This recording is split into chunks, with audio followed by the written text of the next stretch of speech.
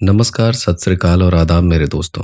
आज मैं आपके सामने लेकर आया हूँ एक ऐसी खबर जिसे सुन के आप भी हैरान और परेशान हो जाएंगे। आज हम बात करेंगे साक्षी हत्याकांड की। साक्षी हत्याकांड का आरोपी साहिल पुलिस पूछताछ में चौंकाने वाले खुलासे कर रहा है। हालांकि शातिर बार बार बयान भी बदल रहा है। पुलिस उसका साइको एनालिसिस टेस्ट करा सकती है। जाने साहिल के अब तक के 6 सबसे बड़े खुलासे। देश की राजधानी दिल्ली में हुए साक्षी हत्याकांड के बाद आरोपी लगातार बयान बदल रहा है। आरोपी साहिल पूछताछ में लगातार पुलिस को गुमराह करने की कोशिश कर रहा है। मामले की जांच कर रहे अधिकारियों ने बताया कि आरोपी शातिर है और बार बार बयान बदल रहा है। आरोपी से सच और हत्याकांड की कड़ियों को जोड़ने के लिए अब पुलिस अधिकारी उसका साइको एनालिसिस टेस्ट करवाने की तैयारी कर रहे हैं। इस टेस्ट के जरिए विशेषज्ञ आरोपी से बातचीत कर हत्याकांड से जुड़ी कड़ियों को जोड़ेंगे। हालांकि फिलहाल आधिकारिक तौर पर पुलिस इसकी पुष्टि नहीं कर रही है। सूत्रों का दावा है कि जल्द ही टेस्ट करवाया जाएगा।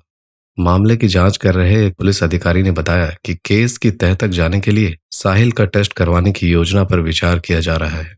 मनोचिकित्सक टेस्ट करेंगे। करीब 3 घंटे चलने वाले इस टेस्ट में साहिल के परिवार, उसके दिनचर्या, दोस्तों, रिश्तेदारों और अन्य लोगों के बारे में पूछताछ की जाएगी। इसके अलावा उसके सपनों और रहन सहन के बारे में भी पूछताछ की जाएगी।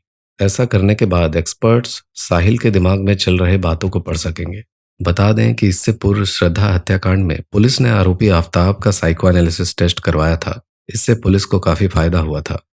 उधर पूछताछ में आरोपी ने कई चौंकाने वाले खुलासे किए हैं। उसने बताया कि साक्षी की मौजूदगी में उसके दोस्तों ने अश्लील मजाक किया था। इसके अलावा धमकी मिलने से आग बबूला साहिल ने हत्या की खौफनाक साजिश रची।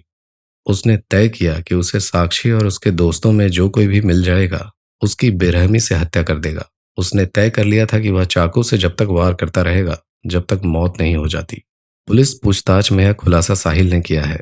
बाहरी उत्तरी जिले के एक वरिष्ठ अधिकारी ने बताया कि साहिल ने पूछताछ में बताया कि वह साक्षी को 1 डेढ़ वर्ष से जानता था। पिछले 4 महीने से उसकी दोस्ती थी।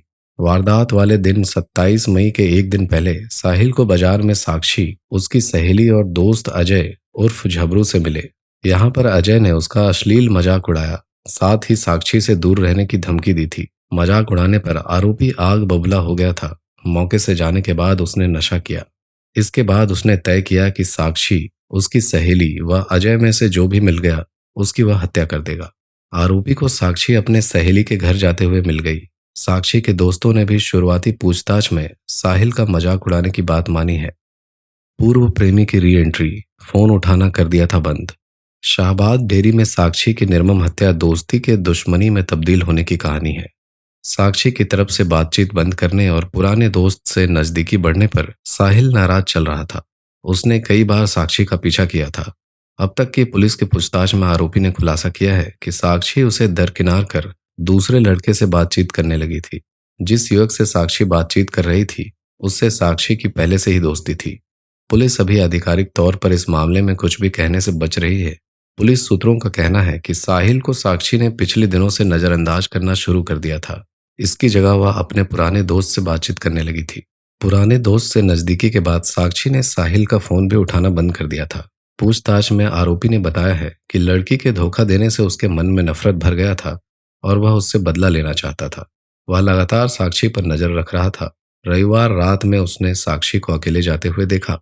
साक्षी के सामने आते ही साहिल ने चाकू से ताबड़तोड़ हमला कर दिया। फिर उस पर पत्थर से हमला और लात मारकर वहां से फरार हो गया। करीब आने की कोशिश पर फोन पर धमकाने लगी साक्षी। आरोपी ने यह भी बताया कि उसकी साक्षी से दूरियां बढ़ती जा रही थी। वह उसके करीब आने की कोशिश कर रहा था, लेकिन साक्षी उसे फोन पर धमकाने लगी थी। उसके बाद उसने साक्षी को रास्ते से हटाने का फैसला कर लिया। घटना से पहले उसने शराब पी। पुलिस को आरोपी ने यह भी बताया कि साक्षी की उसने उसी जगह पर हत्या की जहां झबरू ने उसे धमकी दी थी। जांच से जुड़े एक अधिकारी ने बताया कि मामले से जुड़े सभी साक्ष्यों को एकत्रित किया जा रहा है। झबरू कर सकता था मेरी हत्या, साहिल। आरोपी ने यह भी खुलासा किया था कि इलाके में रहने वाला दबंग युवक अजय उर्फ झबरू ने उसे साक्षी से दूर रहने की धमकी दी थी। उसे आशंका थी कि झबरू उसकी हत्या कर सकता है। इस आशंका को देखते हुए उसने साक्षी को ही रास्ते से हटाने की साजिश रची। हरिद्वार से खरीदा था चाकू। मामले की जांच कर रहे पुलिस अधिकारियों का कहना है कि हत्याकांड की जांच के लिए हत्या में प्रयुक्त चाकू का बरामद करना भी बेहद जरूरी है। आरोपी ने खुलासा किया है कि वह हत्याकांड के लिए हरिद्वार से चाकू खरीद कर लाया था। इस बात का पता लगाया जा रहा है कि क्या साहिल ने साक्षी की हत्या के लिए ही चाकू खरीदा था।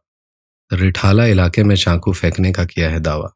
बुलंद शहर में गिरफ्तार होने के बाद शुरुआती पूछताछ में साहिल ने खुलासा किया था कि हत्या को अंजाम देने के बाद उसने मोबाइल फोन को बंद कर दिया। उसने मोबाइल से सिम निकाल लिया था। उसने मोबाइल और सिम को पास में ही ठिकाने लगा दिया। उसके बाद वह रिठाला पहुंचा, जहां एक मैदान में उसने वारदात में इस्तेमाल हुए चाकू को फेंक दिया। बस अंतिम में आप सबसे यही दरखास्त करूंगा कि आप चौकन्ने रहें, क्योंकि आजकल की इस दुनिया में किसी का कुछ नहीं पता। और नई नई सच्ची कहानियों के लिए इस चैनल को सब्सक्राइब करें। धन्यवाद।